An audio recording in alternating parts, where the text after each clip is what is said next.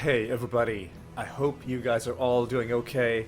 Welcome back for one final time to Warlords Battlecry 3. The 100% run has come to an end. Well, technically, you could argue it came to an end at the end of last episode. In fact, more than technically, because we did, in fact, get our final ranking point at the end of last episode. However, it just wouldn't have felt right to simply leave it at that after all the trouble that we went through. We needed a moment just to reflect on everything that was accomplished over the course of the series, and that is what we are going to do in this video. You and me together, what we're going to do is we're just going to sit here, we are going to stare at this beautiful screen for about an hour. I mean, not just that, I am also going to talk through each of these titles and just, reminisce on, how easy, how hard they were, some fond memories I had throughout the series, and just the general experience of getting through each of these things. That's kind of my plan. I don't know, I haven't really written a special script or anything. I just figured I'd get the screen up in front of me and we'll just see what came to mind. So you know what? Let's start right at the top. Battles fought. Now this is an interesting one, notably because of the number we ended on. This very pleasing number, 666, the number of the beast. And again, I did not plan it this way, it just so happened that the final victory we had in the campaign, which not only ended the campaign, but then also put us over the top for Deathbringer, which I'm going to talk about later. But it just so happened that the last game we had to play to get our final ranking point and also beat the campaign was our 666th. So that's one good thing about that. However, it is also kind of annoying, the fact that it ended on such a nice, satisfying number like this.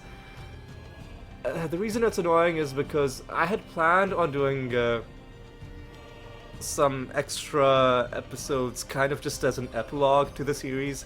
Like we've completed our goals. The 100% is done. It's over.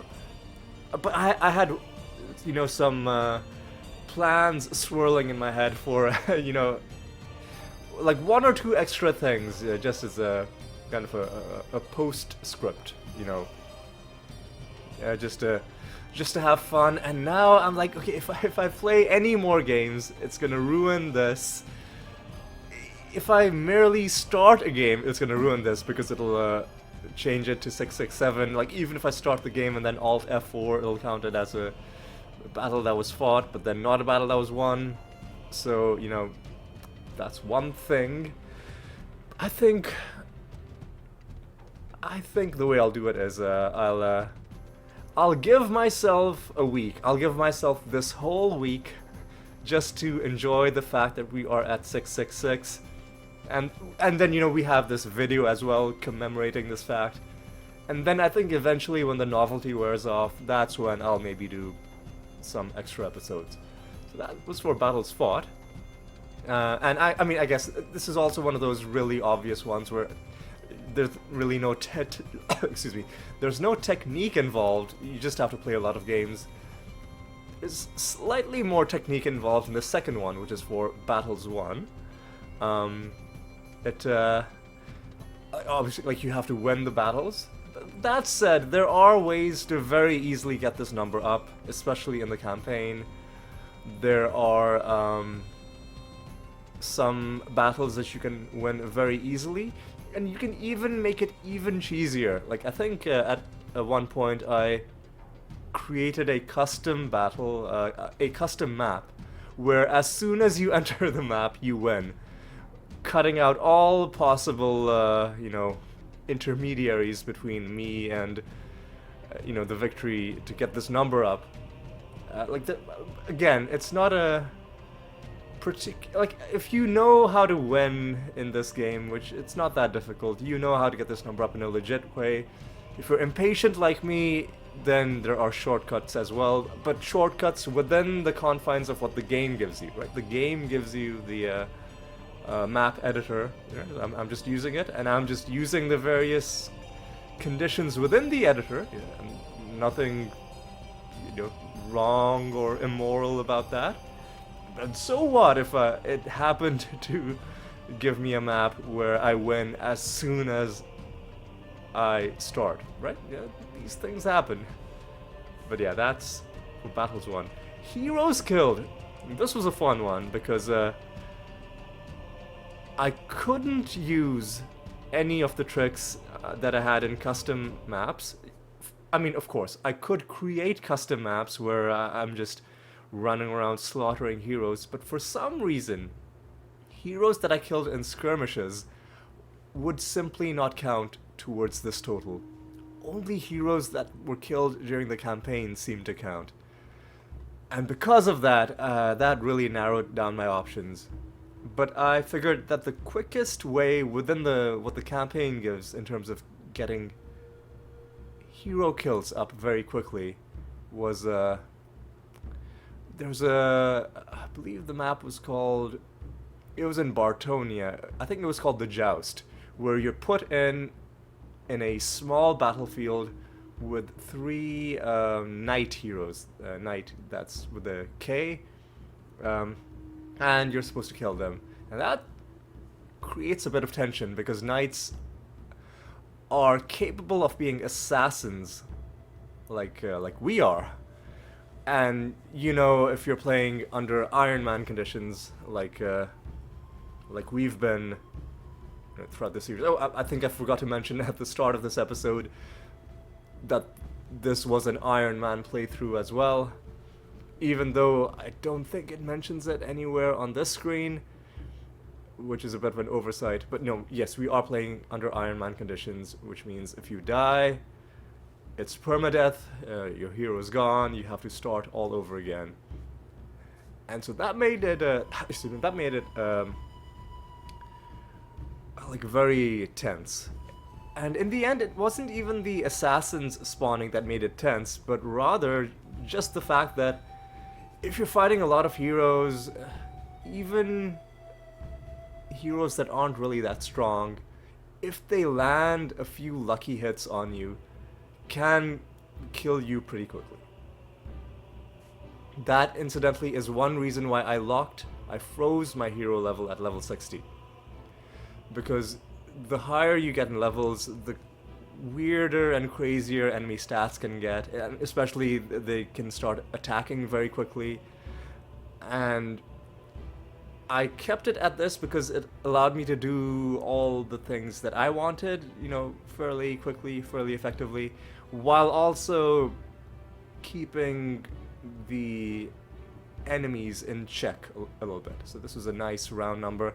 I could have pushed it to 70, I could have stopped it at 50, but I thought 60, nice round number, But yeah, that I think really helped me deal with these hero skills, because without the level cap, let's say if I'd kept on leveling into the hundreds or even higher, the chances that one of the heroes I was fighting, which would also be very high level and could have some really dangerous stat combinations, would just one-shot me or two-shot me, even though they're not assassins.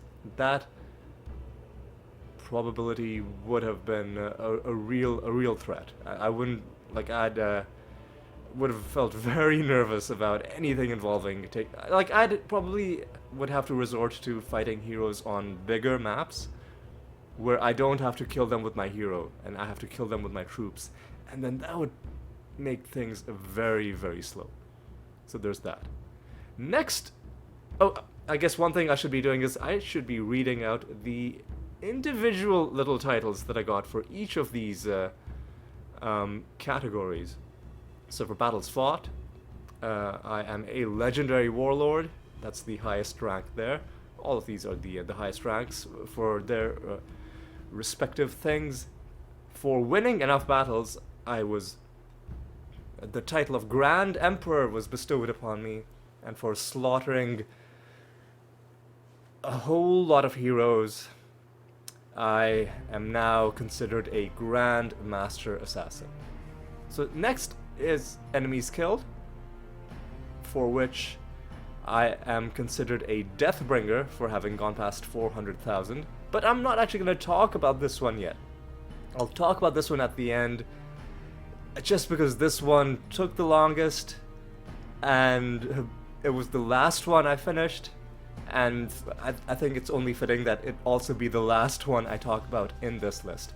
Let's move on to dragons killed. Now this one was a lot of fun, and I've killed way more dragons than I needed to, just because I ended up playing a lot of long maps where enemies kept on producing dragons, and I kept on killing them. I think it's well below 1,000 what you need, maybe even something like 500, something like that. But it's not that difficult to kill dragons.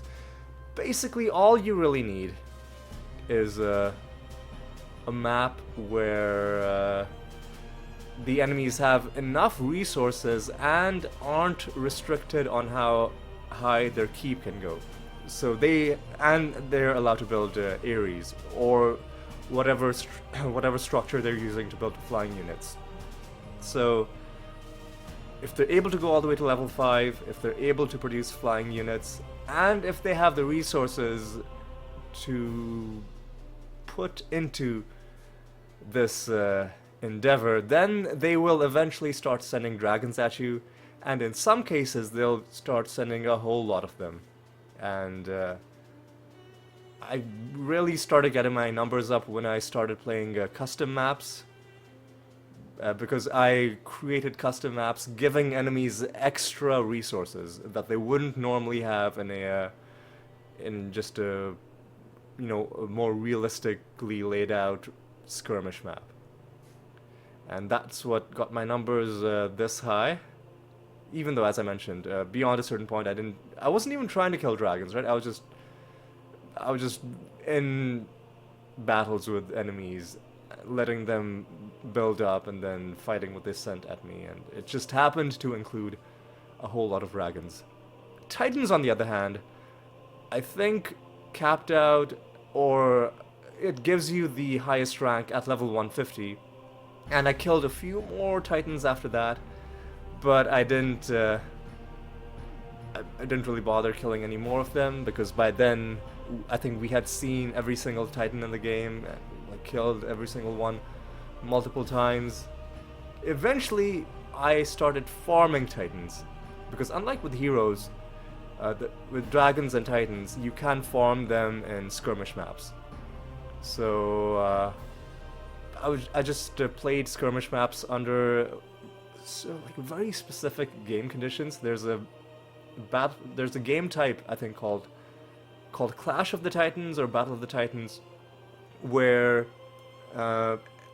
you and all the other heroes, you just start off with Titans. And then what I would do is I'd put all of the enemies on the same team, and you can have up to 5 opponents on a single map. So per map, I'd be killing 5 Titans.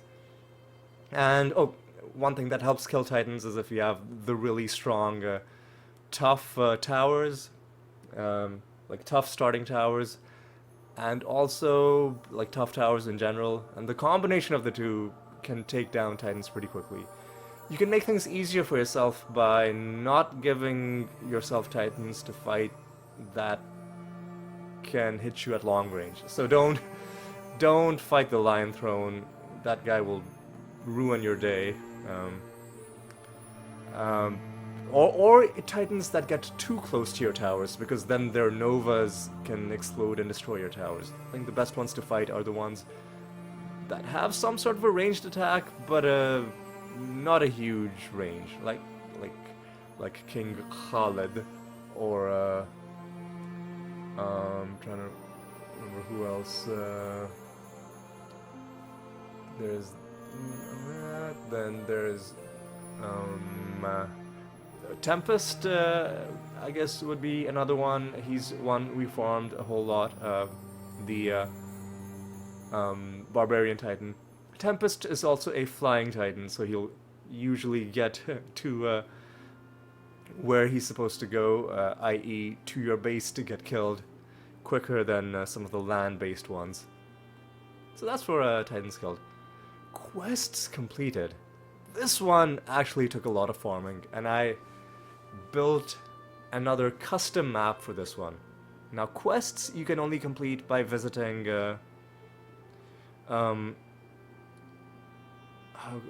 shrines. Shrines and mausoleums are the two quest buildings. Shrines being kind of like light side, mausoleum being the dark side, and the quests you get from them are thematic based on that as well.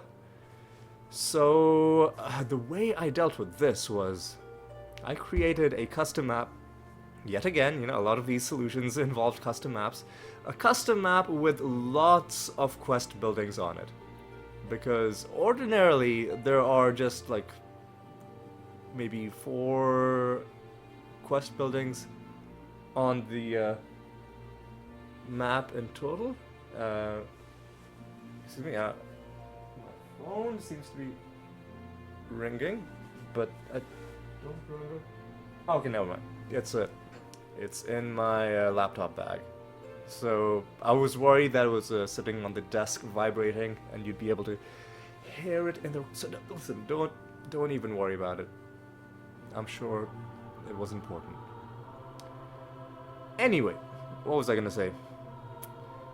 I was saying I created a custom map for this for completing this thing in a more timely manner, because in a normal map you only have 4 quest buildings, and you can go back and forth between, and they're like they might be far apart, and you can go back and forth between them completing quests, which I did in some you know, campaign maps, some of the random campaign maps.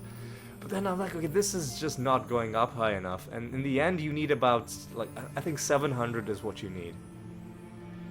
And I was like, you know what, I'm just gonna create a custom map, and I put, I think, 10 shrines and 10 mausoleums on it, and that really increased the rate at which I got these things done.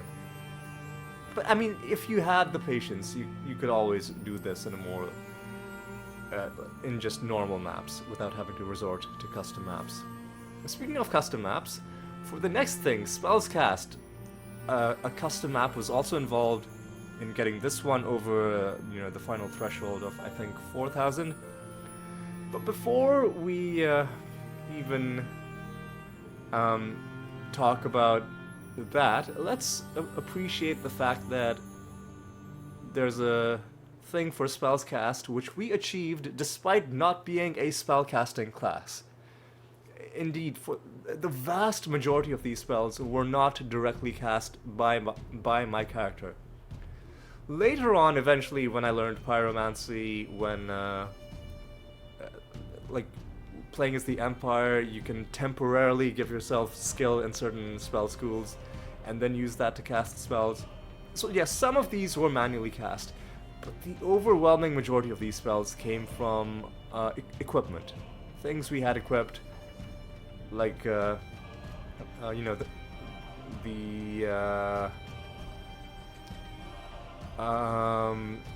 like the item that gives a chance to cast fire resistance, you know, the items that give you a chance of healing,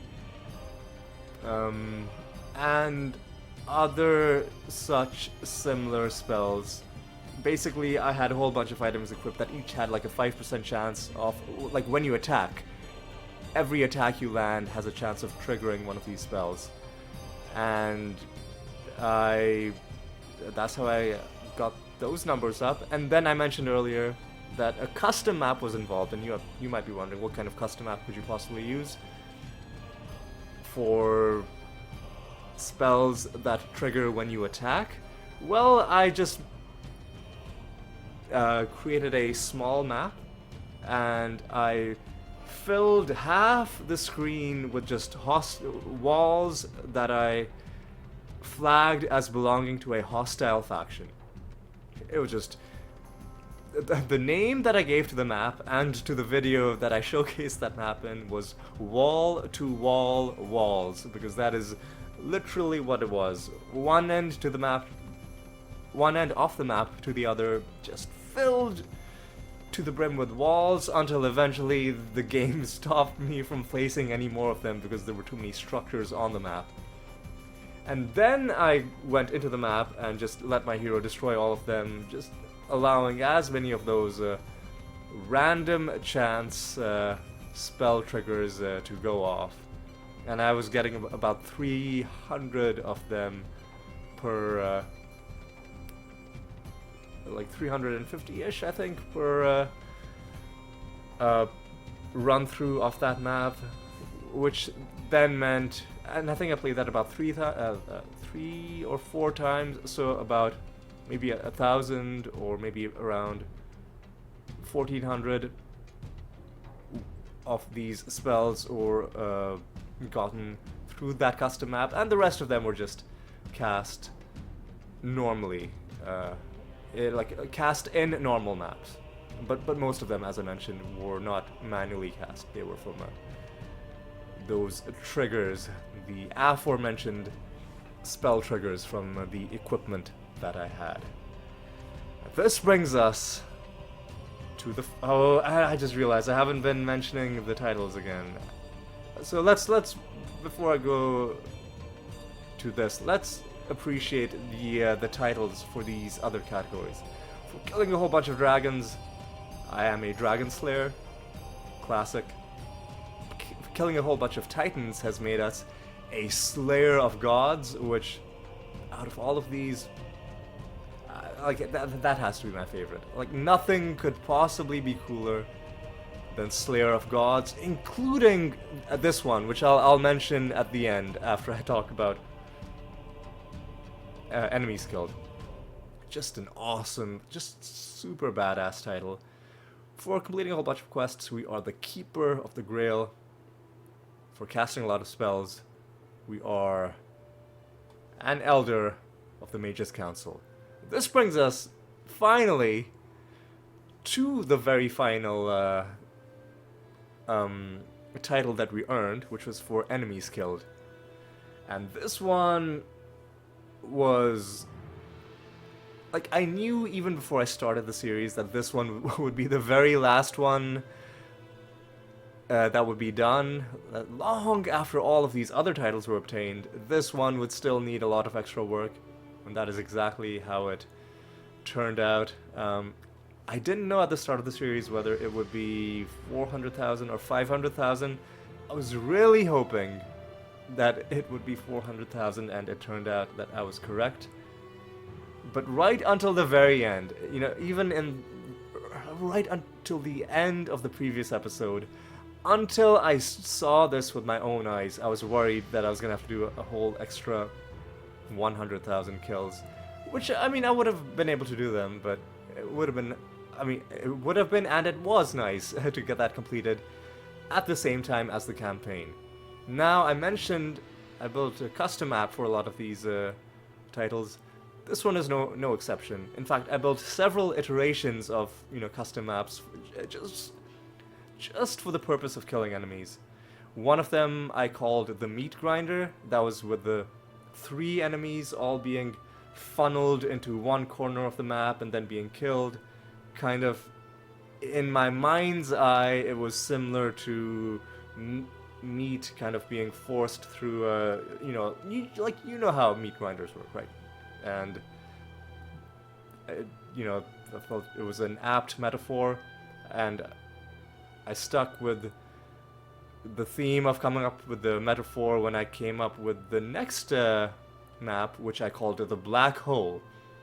And I chose the metaphor of a black hole because that map, instead of just 3 enemies, I was giving myself the maximum number of opponents that I'm allowed, which is 5. And instead of me being in a corner and enemies coming towards that corner, I put myself in the middle of the map and the enemies around me, which shortened the amount of distance that they had to walk to get to me. But the visual of that, of enemies all coming in towards the center and then being destroyed, like lost forever, that made me think about, you know, the physics concept of a black hole. Although I know I realize that there are going to be there are going to be points where the analogy breaks down, right? Because of how black holes work, you know, in a kind of technical, physical sense. But I liked the idea nonetheless. So that was the main map that I used, and on that map, I was getting about ranging between 6,000 to 8,000 kills per map, depending on how early I closed it. If I completely exhausted all possible enemies to kill, I could push it to about maybe 8,700-ish kills per game, but usually it would end up being less than that. So it was in those kinds of increments that I slowly built up this number. I think I started doing that even before 200,000. And then beyond 200,000, I was just pushing it as much as I could. And most of that was done off screen. In fact, most of it was done off screen in the sense that it wasn't recorded, and it was also done AFK in the sense that I would just leave the map running and go and do other stuff, and then come back later and see how many people I killed. Like periodically saving and loading the game, because that, like, because sometimes the enemies would get stuck and they just stop sending units my way. But yeah, that's what I did for getting this thing up, and I'm really glad that we got that sorted. And all of these titles put together: Legendary Warlord, Grand Emperor, Grand Master Assassin, Deathbringer, Dragon Slayer, Slayer of Gods, Keeper of the Grail, Elder of the Mages Council, all put together, 10 points each for each of these 8, give us our overall ranking of 80, making us an ancient god. I mean, like I said that, you know, this one is cooler than this, but this one is still a pretty damn cool title. I'm really stoked that we were able to do it. Just, yeah, it feels good. What else can I tell you? It feels really good. And at this point running out of things to say, because I think I've covered just about everything.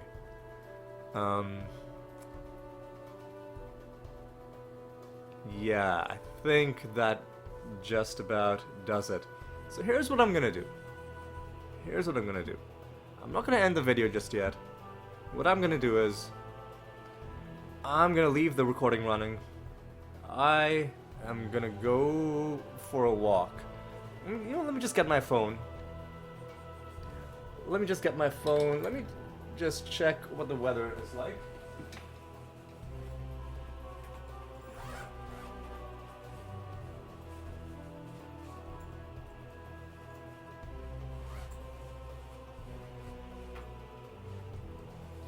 Let me just check what the weather is like, because it was, or what the weather is going to be like, because it was snowing a little bit when I was on my way back home from work.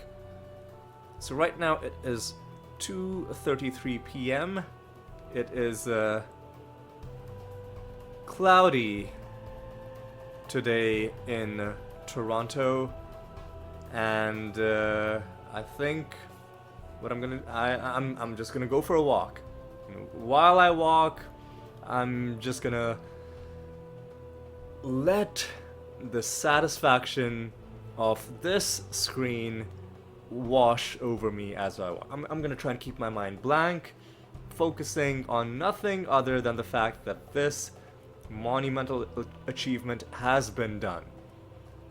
So the happiness at it having been done, and also the relief at especially this part being done, and I can now do other things with my life. So, both, the accomplishment and also the new possibilities that will open up for what I can do on the channel in place of this series. And yeah, that's what I'm gonna do. I'm gonna leave this running. I'm gonna go for a walk. And what I strongly suggest for anybody watching, if it is the appropriate time, and if you are in an appropriate place, and if the weather permits, and if you're feeling up to it, I strongly suggest that you go for a walk as well. I myself am going to go for a walk in a nearby park, which I believe is called Viewmount Park. I'm gonna walk at a gentle, leisurely pace. How long is it gonna take? I don't know. I've never timed myself doing one of these walks. In fact, when I come back and see how long things have been running, it'll be a way of timing how long the walk took on this particular day, at any rate. But yes, that's what I'm gonna do. I'm gonna let this recording run, and don't worry, right? I've got plenty of hard drive space, and because it's gonna stay on this one screen, the compression is gonna be really good. So like the internet's not gonna get clogged up if I let this recording run for even a full extra hour. Although it's gonna be much less than that.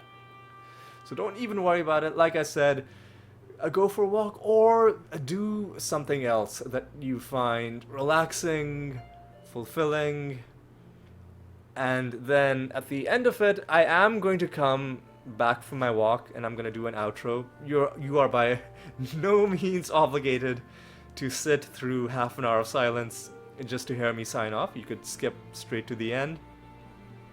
That's totally up to you. I will come back and do my outro. But yes, for now, this is me telling you that I am first gonna stretch, and then I'm gonna put on this here winter jacket, and I'm gonna go for my walk, and I am going to wrap this video up when I am back.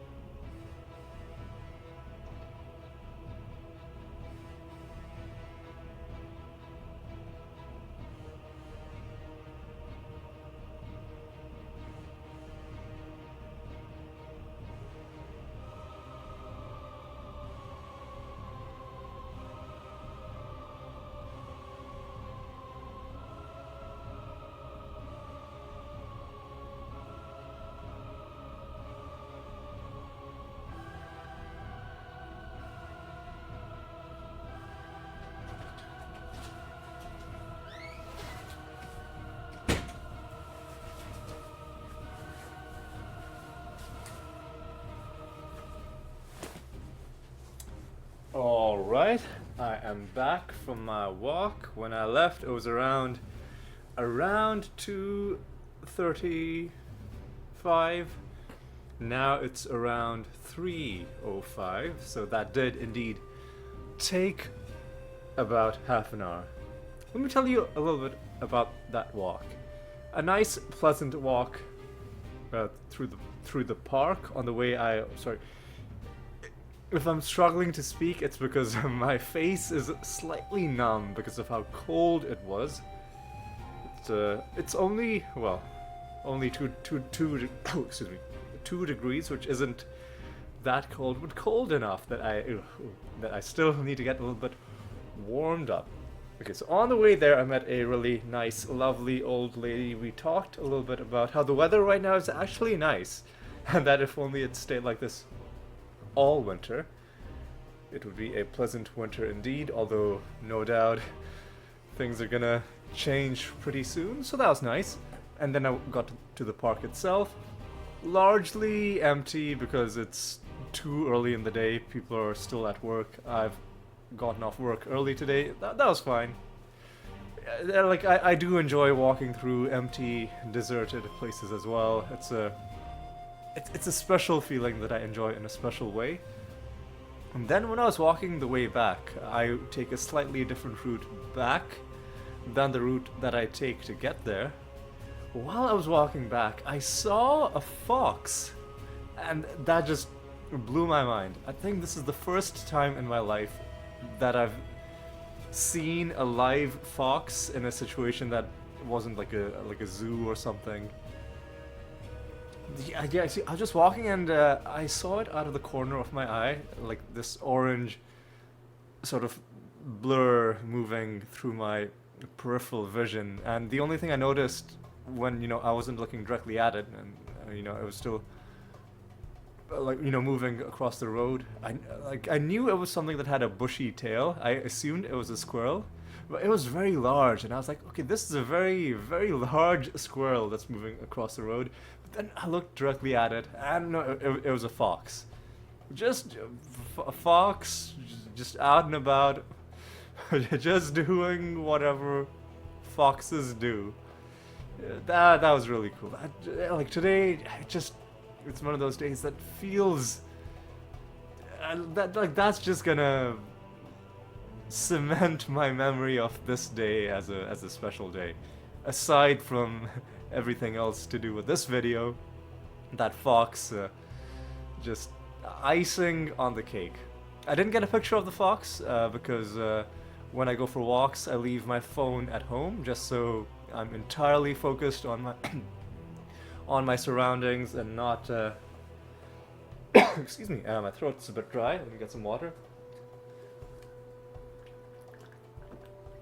Yeah, I'll leave my phone at home so that I'm not distracted by, the temptation to look at it. But even if I had my phone, I don't think I could have got it out in time to get a good picture of it because it was moving pretty quickly. And it was going into people's houses, right? So I wasn't about to go on someone else's, all the way down their, the side of their house just to get a picture of a fox. That's not my kind of thing. So it's good enough that I just saw it. It was one of those ephemeral moments that will live only in my mind, and in that way it almost makes it more special. I just wanted to talk about that. And getting back to the subject of this video, we've already done our recap of all of this. I guess I'll do a quick recap of the game in general. Obviously, there were some limitations. Some parts of it didn't work that well, mainly having to do with it being a really old game, and me not using the unofficial patch, which improves a lot of things. I did that for the purposes of keeping this experience as vanilla as possible, because when you're doing 100% run, somehow it feels right to do it that way. But despite all of, the little issues we might have had, a few glitches, you know, some not great balancing. Like, some sides are clearly better than others by far. Despite issues like that, I enjoyed it a whole lot. It brought back a lot of memories. I loved the part, like, even building custom maps to solve some of these challenges. I didn't see it as me just finding a workaround for something annoying. I really saw it as, you know, true creative problem solving, like a puzzle, like almost a whole extra layer to the game that I didn't appreciate when I first played. Like, I never considered, okay, what kind of map would I make if I want to solve the greatest number of quests in a short amount of time, or complete, you know, get the most number of kills in a short amount of time, you know, kill titans. That was a whole lot of fun. And just the game itself, visually, looks so like the backgrounds are great, the unit designs are like top notch, the voice acting for like almost all, like, that part of it is rock solid. So nothing bad to say. Like, it's just a really good game. That's really all there is to it. Yeah, I'm glad I played. I'm glad I discovered it as a child. I'm glad that it continued to be in my thoughts as an adult. I'm glad I did the series now, and I'm glad I finally beat this challenge, which I never did when I played it earlier, largely due to this one thing. So, you know, killing 400,000 enemies is no easy task. So I'm really glad this is finally done. It's genuinely been one of those things which I wanted to do before I die. Not to make things sound morbid, but like, you have those things that you just want to do in life, which you've wanted to do for a long time, and then there comes the time to just actually do them. And this, for me, was one of them. Yeah, I think that's about all there is to say about this wonderful game. The only thing before I end off is, let's talk about what the future might have in store for us. Now, I mentioned that there are going to be potentially a few bonus episodes. I'm not sure when they'll happen. No set schedule. They might pop up at any time, and I know maybe that's bad in terms of the YouTube algorithm. Like, it expects things to happen in a regular. So I'm not too worried about that. Whoever finds them can find them. I'll do them at some point, but it will really be painful having this no longer be 666. So I'll only do it, you know, when I'm ready to face that. The other thing is, post this game, what am I going to do on the series? So right now, this game was what I am doing on the weekends. On the weekdays, I'm playing Seralim.